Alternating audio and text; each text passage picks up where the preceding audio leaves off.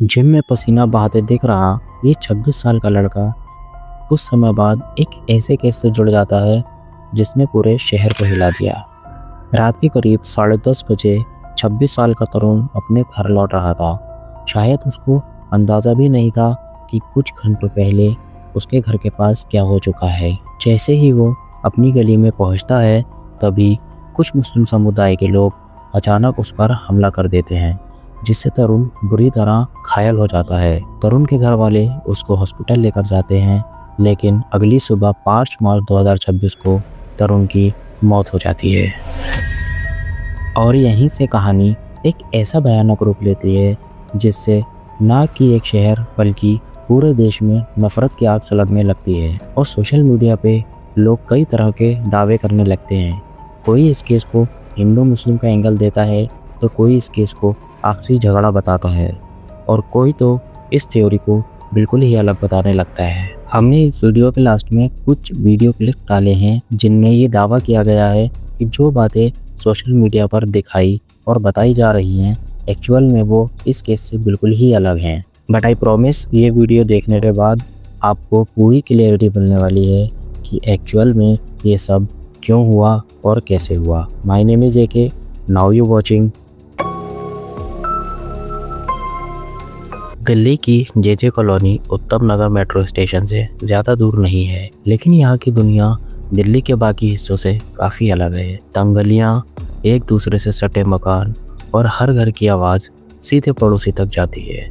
यहाँ हिंदू भी रहते हैं, मुसलमान भी रहते हैं, दलित भी, सोआ भी, और ज़्यादातर लोग यहाँ पर राजस्थान से आकर बसे थे, जिसके चलते इनकी भाषा लगभग एक जैसी है और खान पान भी एक जैसा है। लेकिन फ़र्क था तो सिर्फ धर्म का। और यहीं इसी कॉलोनी की गली में 2 परिवार रहते थे। एक तरफ था कुमार परिवार और इसी परिवार में रहता था 26 साल का तरुण कुमार। वहीं दूसरी तरफ उसी गली में रहता था उनका पड़ोसी परिवार उमरदीन, इमरान और बंटी का परिवार। दोनों परिवारों का रिश्ता नया नहीं था और हैरानी की बात यह थी कि ये दोनों परिवार करीब 50 साल से एक दूसरे को जानते थे। ये पहले राजस्थान में पड़ोसी थे और फिर दिल्ली आकर भी पड़ोसी बन गए, लेकिन इतनी लंबी पहचान के बावजूद इनके बीच रिश्ते कभी पूरी तरह शांत नहीं रहे। कभी पार्किंग को लेकर झगड़ा होता था, कभी कूड़ा डालने को लेकर बहस होती थी, कभी बच्चों के शोर को लेकर तनाव हो जाता था। पड़ोसियों के मुताबिक ये झगड़े सालों से चलते आ रहे थे। यानी ऊपर से तो सब नॉर्मल दिखता था, लेकिन अंदर ही अंदर तनाव धीरे धीरे जमा हो रहा था और शायद किसी को अंदाज़ा भी नहीं था कि ये तनाव एक दिन इतना खतरनाक रूप ले लेगा। 26 साल का तरुण डिजिटल मार्केटिंग की पढ़ाई कर रहा था और अपने पिता मेमराज के साथ मिलकर परिवार की जिम्मेदारियां संभालता था।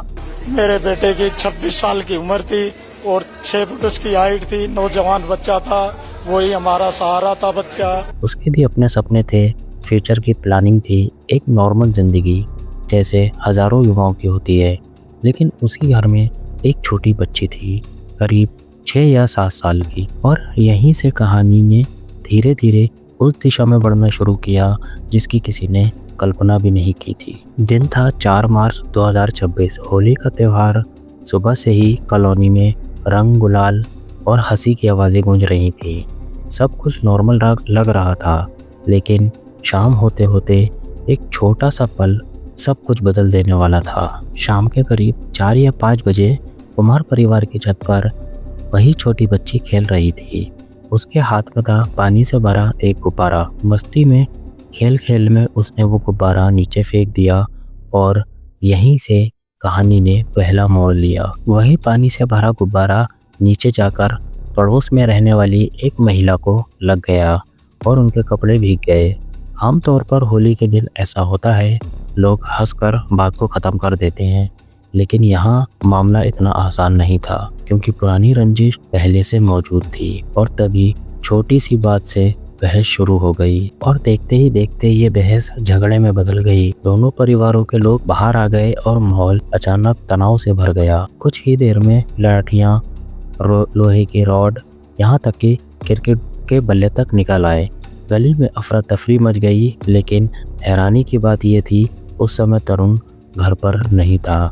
एक रिपोर्ट के अकॉर्डिंग तरुण कहीं बाहर काम से गया हुआ था और उसको अंदाज़ा भी नहीं था कि उसके घर के पास क्या हो रहा है। वहीं कुछ देर बाद झगड़ा थम गया, लोग अपने अपने घरों में लौट गए। ऊपर से सब शांत लग रहा था, लेकिन असली तूफान अभी बाकी था। रात को करीब 10:30-11 बजे के बीच तरुण घर वापस लौटा। उसे बिल्कुल भी अंदाजा नहीं था कि अगले कुछ मिनट उसकी जिंदगी के आखिरी मिनट साबित होने वाले हैं। जैसे ही वो अपने घर के पास पहुंचा, तभी कुछ लोगों ने उसे घेर लिया और यहीं से कहानी में खतरनाक मोड़ लिया। उस पर हमला कर दिया गया, लाठियां चली, रॉड से वार हुए, पत्थर फेंके गए।